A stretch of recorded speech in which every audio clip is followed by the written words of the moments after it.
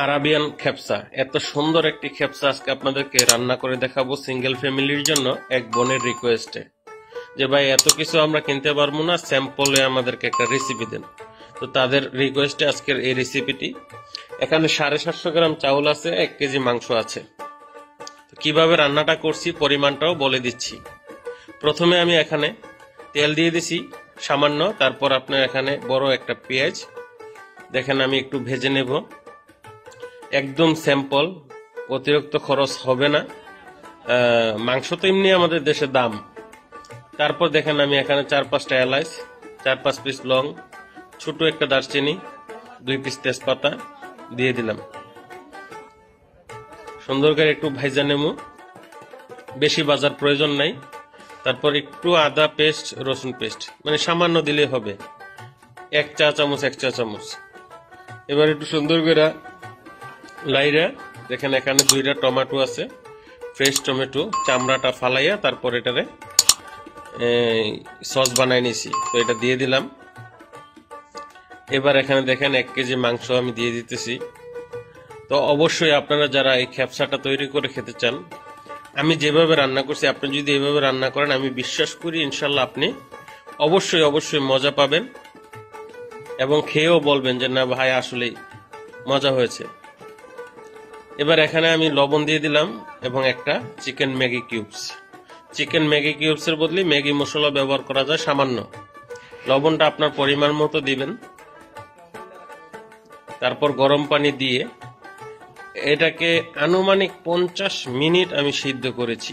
পানি শেষ হয়ে যাবে পানি দেবেন, পানি শেষ হয়ে যাবে পানি দেবেন। আশা করি বুঝতে পারছেন। অবশ্যই আপনাকে পানি 2 বার দিতে হবে, কারণ পাতিল ছোট। তো যাই হোক, আমি এভাবে 2 বার পানি দিয়ে, গরম গরম পানি দিয়ে মাংসটাকে সিদ্ধ করেছি। এখন 2টা শুকনা লেবু দিয়ে দিছি। এই শুকনা লেবু কিভাবে তৈরি করবেন আমার প্রোফাইলে রেসিপি দেওয়া আছে, দেখে নিন। তো এবার এটাকে বয়েল করে নেব ভালোভাবে। দেখেন এখানে হালকা কালো গোলমরিচের গুঁড়া দিছি, সামান্য ধনিয়া,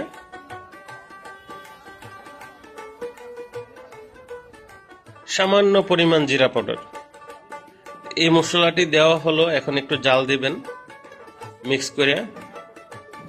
এখানে 750 গ্রাম চাউলের জন্য 4 পিস মরিচ দিয়ে দিলাম এবং 750 গ্রাম চাউলের জন্য আপনি পানি কতটুকু ব্যবহার করবেন। 1 কেজি চাউলের জন্য 1.5 লিটার পানি হলে ভালো হয়, কিন্তু আমি সাজেস্ট করি 1300 ml পানি ব্যবহার করা 1 কেজিতে। তো 750 গ্রাম চাউলের জন্য যতটুকু পানি প্রয়োজন আপনি হিসাব করে নিয়ে নেবেন।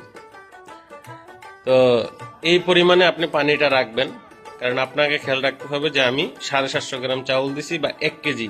যদি আপনি 1 কেজি চাউল দেন তাহলে 1300 ml বা 1400 ml পানি থাকবে, ঠিক আছে? 1.5 লিটারের প্রয়োজন নেই। এরপর চাউলটা দিয়ে দিলাম। এবার আপনি চুলাটাকে একটু 1 মিনিট জোরে চালাবেন, তারপর একদম স্লো করে দিবেন। স্লো করে 25 মিনিট রেখে দিবেন, মানে আর কোনো ইয়ার দরকার নাই। একদম স্লো করে 25 মিনিট রেখে দেওয়ার পরে কিন্তু আপনার খেপসাটা রেডি হয়ে যাবে। দেখেন,